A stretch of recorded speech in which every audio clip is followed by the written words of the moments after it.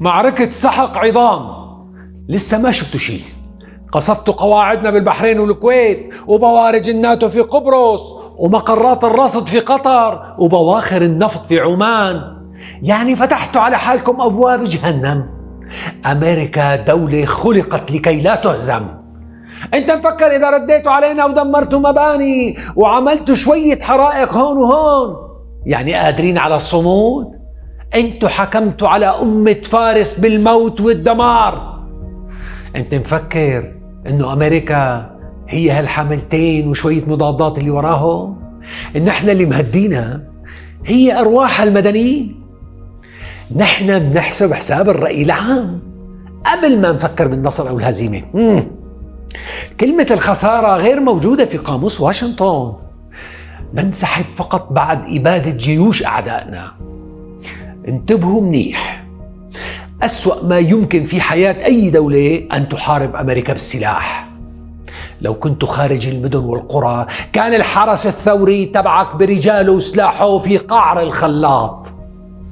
قواعدنا في أوروبا جهزت المطارات والمقاتلات لا رجعة قبل تحطيم القوة الإيرانية. لحد هلأ 10 سفن حربية إيرانية صارت خارج الخدمة، والدور جاي على سلاح الطيران. هاي الخردة اللي معتبرينها طائرات السوخوي والميك 29 رح تستفيدوا منها، بس بكرة سووا أبواب وشبابيك للبيوت الجديدة. معركتنا رح تتأخر كم أسبوع بسبب المساحة فقط، لأنكم زرعتوا 1.5 مليون كيلومتر مربع بالصواريخ. خريطة إيران كلها دبابيس وما رح نتركها إلا حرير ناعم. نحن بالعادة أصعب ورشة منسلمها جاهزة بأسبوع، ولكن أنتوا على مساحة إيران الكبيرة طلبنا شهر زيادة فقط لحتى نخلص على كل مخزون الصواريخ. لن نترك إيران قبل أن نحولها إلى دولة بلا أنياب بلا أسنان. غداك وعشاك شوربة. شو كان إفطارك اليوم جار؟ الحرب تفتح أذرعها كنار جهنم. هل من مزيد؟ طهران تتعرض لقصف مرعب. أصفهان ومراكزها العسكرية تحت رحمة مطرقة الصواريخ تهز المدينة وقراها. نتنياهو أول كلمة قالها لترامب في اليوم الثالث للمعركة: أي نتيجة سيئة بتصير أنت السبب. قلت لك ما تتأخر بعد معركة الصيف، لأنه إيران رح تستغل الوقت وتستعيد قوتها. ما رديت علينا، ضليتك تتمهل وتتباطأ لحتى استرجعوا تحضير آلاف الصواريخ. الإيرانيين ضربوا 500 هدف بيومين يا سيادة الرئيس. مع خبر 500 هدف ب10 دول. ضربوا بالبحر المتوسط وقبرص وبحر عمان والخليج العربي. راداراتك في قطر والبحرين صارت مثل غرفة مصلح كهرباء بسوق الأربعاء.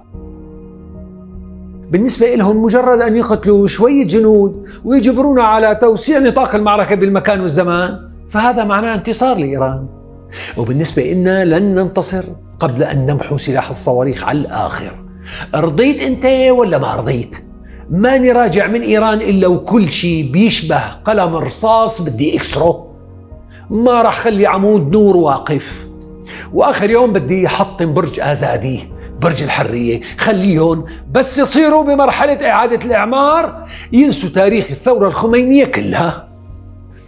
فصائل عراقية تهاجم قاعدة فيكتوريا الأمريكية في مطار بغداد، وحزب الله في لبنان يضرب قواعد جوية شمال إسرائيل بالمسيرات، والضاحية الجنوبية لبيروت تعود إلى أجواء الدمار والموت. قادة إيران الجدد استثمروا مقتل القائد الأعلى لتلحيم الجبهة الداخلية وتجميع الأذرع الخارجية. شوف يا رئيس الولايات المتحدة، نحن ورثة عجوز ثمانيني ما غير عبايته من 20 سنة. السياسة والمصالح الدولية شيء، والانتقام لمقتل هذا القائد شيء تاني مختلف تماما. مبسوط ومفكر حالك عامل شغلة كبيرة انه ضربتوا 1300 هدف في ايران؟ اسمح لنا نقول لك انه نحن بدنا نضرب 50 هدف فقط في الايام القادمة، ولكن رح توصلك الاخبار وتشوف النتائج بعينك وتحمل ديات القتلى من جنودك. وطالما عم تقول بانه تراجعت عن إرسال قوات برية أمريكية إلى إيران، بكل الأحوال المضافات جاهزة والغدا على النار. عملية الإنزال إذا حدثت على أرض إيران بعد يومين رح تسميه عملية الانتحار. نحن ورثة الإمام الشهيد نعرفك منيح، انت سمسار وبتلعب بالمليار، انت كمان عندك موروث اسمه جيفري أبستاين، استاذ ورئيس قسم وديوث، فيك تقول لا؟ خامنئي كان صاحب الولاية وليس شيخ طريقة. انتبه، شو معنى هالكلام؟ شو معنى هالكلام؟ معناه انه كلنا في ايران وغير ايران، يا منعيش كلنا سوا يا كلنا شهداء. بعدين انتوا قتلتوا الامام تبعنا بالخيانة وليس بشطارة العلم والاقمار الصناعية، قتلتوه بالطريقة نفسها اللي انقتل فيها اعظم الاسماء. قتلتوا الامام خامنئي مثل ما قتل يوليوس قيصر، مثل ما قتل المهاتما غاندي. السيد المسيح تعرض للخيانة من يهوذا الاسخريوطي، وانت هلا حليفك الاقرب هو حفيد اللي باع السيد المسيح. حليفك هو ورطك بجزيرة زبائن جهنم اللي ماسك عليك صور وفيديوهات، وبسببها انت مثل الدمية بين ايديه. انت وشريكك نتنياهو اقوياء بالخونة، اقوياء بتجنيد الاندال منا وفينا، ولولا خسة البعض في قلب ايران ما قدرتوا علينا. وفي كلمة لجيراننا العرب، نحن لا بدنا حرب عالمية ولا إقليمية ولا شيء من هالكلام، نحن تم الاعتداء علينا وردينا العدوان وخبرنا كل البشر وحكيناها لنبح صوتنا. كل مصالح أمريكا بالمنطقة هي أهداف مشروعة بعد العدوان الأمريكي. فهمونا يا جيراننا، نحن لسنا بقرة تتكاثر عليها السكاكين، لا نريد فتح جبهة مع جيراننا العرب.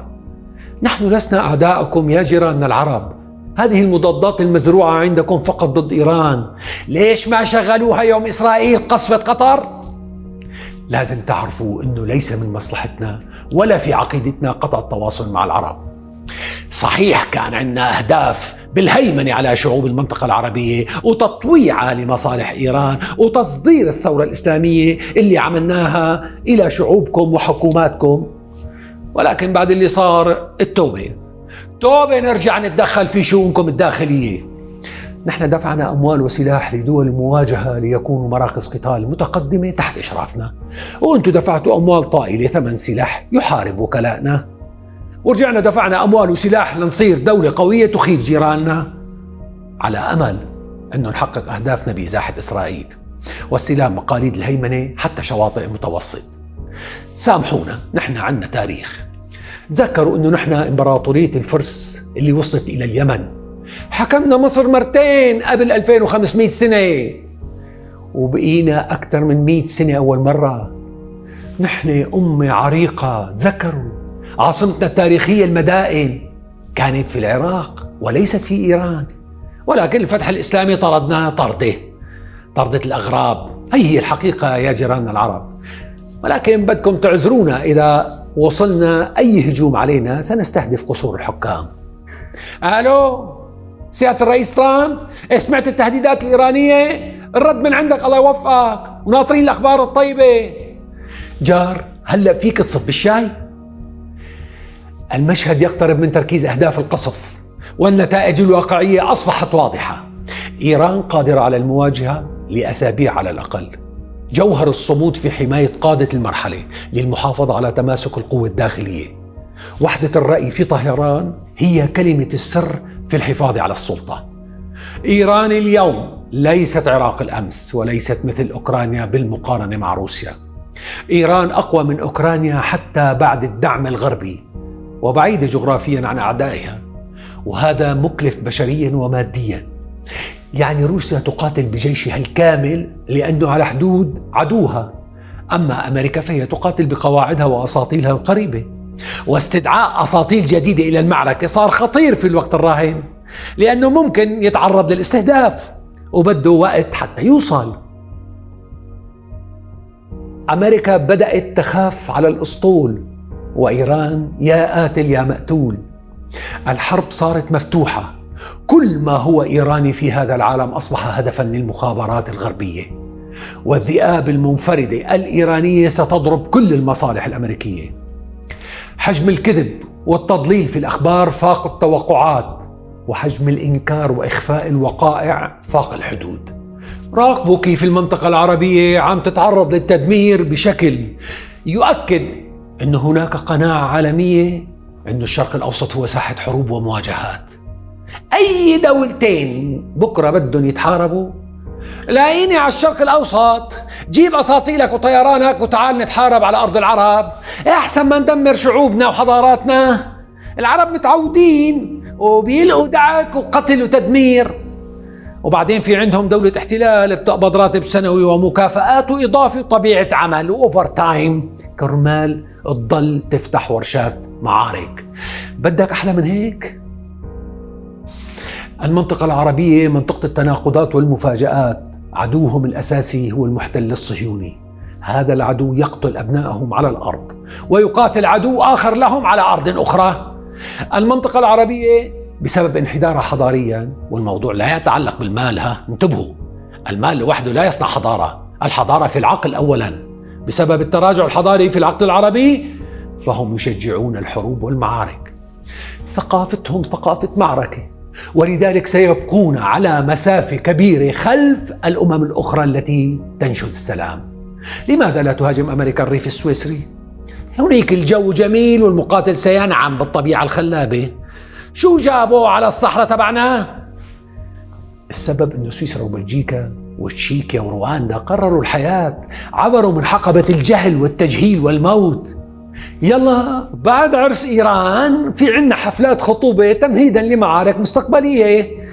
والعين على مصر وتركيا حسب تسريبات صحافة إسرائيلية. يعني بعد ما تخلص قصة إيران بترضوا أنتوا أنه تقعد إسرائيل وأمريكا بلا شغل؟ كل دولة ممكن تشكل خطر في يوم من الأيام على الحضور الأمريكي في المنطقة ينبغي أن تتحطم قوتها الضاربة. الحضور الأمريكي يعني وجود دولة الاحتلال حارسة المصالح الأمريكية في المنطقة العربية. ينبغي تكسير أذرع أي قوة قريبة من إسرائيل إذا أعلنت أنها ضد المشروع الصهيوني. هذه هي النظرية الأمريكية والمشروع الصهيوني، حكيناها أكثر من مرة. المشروع الصهيوني هو واجهة لإنشاء قاعدة عسكرية على شكل دولة مهمتها صناعة حروب تمهد للسيطرة الأمريكية. معركة إيران اليوم هي حالة مفصلية، وإذا سمحت روسيا والصين لأمريكا وإسرائيل أن ينتصروا بشكل ساحق معناها أمريكا استولت على جائزتين في أقل من عام واحد. دولتين هما من أكبر منتجي النفط والغاز في العالم. اليوم صار الغاز قفز 50% في أوروبا لأنه شركة قطر للغاز ما في عندها غاز، الطريق مقطوع والبيع ممنوع، والمعركة لن تتوقف حتى تطلب طهران وقف العمليات عبر الوسطاء. يعني استسلام غير مباشر. وسوية المواجهات حاليا تؤكد أن الجيش الإيراني يمكنه الصمود والقتال لعدة أسابيع قادمة. مع أن الكلام لكل زبائننا الكرام اقتصدوا في مصروف الغاز. هذا الواقع سيفرض في الأسبوع القادم تدخلا أوروبيا أكثر فعالية، خصوصا أن إيران فتحت خط النار باتجاه القاعدتين البريطانيتين في قبرص لأنه راقبت جنوح الطيران الأمريكي إلى هناك، وأوروبا ستتدخل من أجل تسريع ساعة الانتصار الأمريكي، ليس محبة بترامب وفريقه ولكن لإعادة إمدادات الغاز إلى وتيرتها السابقة. إذا ارتفعنا إلى المدارات حول الأرض سنجد أن نتنياهو وترامب متفقان على برنامج عمل متسلسل بدأ في إخماد قضية غزة بحيث تصبح في المستقبل قاعدة عسكرية على البحر واستثمارات سياحية في الداخل، ومن بعدها الدخول إلى شرق المتوسط عبر سوريا ولبنان. ولتحقيق ذلك ينبغي استكمال طرد إيران من الخريطة، لأنه الصراع مع الوكلاء متعب وبياخد وقت وبيستنزف قدرات. فقرروا أخيرا تدمير القلعة الأم، والأكواخ التابعة لها ستسقط لوحدها، وهذا الموضوع يحتاج إلى تأمين بديل لتعويض النقص في سوق الطاقة العالمي. فالأول مر بطريقك على فنزويلا، بتشفط مادورو وبتحط إيدك على حقول النفط والغاز، وبعدها بتعمل خطة لضرب إيران، وبعد إيران بتحط خريطة جديدة للمنطقة العربية. القطعة الكبيرة في رأس خريطة إيران مع قطعة كبيرة في رأس خريطة العراق مع شريحة كبيرة فوق الخريطة السورية وشقفة من جنوب تركيا صاروا لون واحد. بقي علينا توافق أنقرة هلأ إذا فتحت تليفون للرئيس أردوغان: السلام عليكم سيادة الرئيس، لو سمحت بدنا نقص من خريطة تركيا شغلة 20% من مساحتها جنوبا وشرقا، مضطرين عليها، بنعوض لك إياها بعدين بشغلة تانية، بس هلأ الوقت ضيق ومستعجلين، بدنا المنطقة اللي خبرناك عنها. بيوافق ولا راح يقول اتركوني فكر؟ راح يرفض طبعا، لأنه بيعرف إذا نجحت عملية إيران ستتحول إلى كعكة خاضعة للتقسيم، وهذا محتمل جدا. وإذا نجحت أمريكا وإسرائيل بهذه الجراحة المعقدة، قبرص هي الحلقة الثانية. ربما، نقول ربما، صرنا زمان جار ما قلنا ربما يتم الضغط على تركيا للتخلي عن الجزء الشمالي من قبرص. هذا المنام الكابوس شاهده الرئيس أردوغان، ومن ثاني يوم حرب إيران قرر أن يجهز جيش للدخول برا إلى شمال إيران لمنع حدوث فوضى وتقسيم. نختم بأن نذكر للمرة 20 نحن في هذا البرنامج لسنا في صف أي فريق. جاي واحد عم يسأل: حيرتنا أنت مع مين من الطرفين؟ يا أخي نحن مع كتلة مجموع الشعب العربي فقط، هدفنا تفعيل العقل العربي الفردي والجمعي، رسالتنا تنوير العرب كشعوب وأمم تعيش على أرض واحدة مهما كان العرق أو اللغة أو الدين والعقيدة، لأن حضارتنا واحدة، من فاس إلى حلب إلى أسيوط إلى أربيل إلى الظفرة إلى الحديدة. معركة إيران تنتظر ضربات حاسمة قاسمة، لأنها معركة أرض وحياة وموت وتاريخ وعقيدة. لعل العرب يعبروا منها إلى مستقبل فيه سلام لا نار بعده، ويبدأون في صناعة أوطانهم بإرادة الشعوب الحية القوية العتيدة. سلام.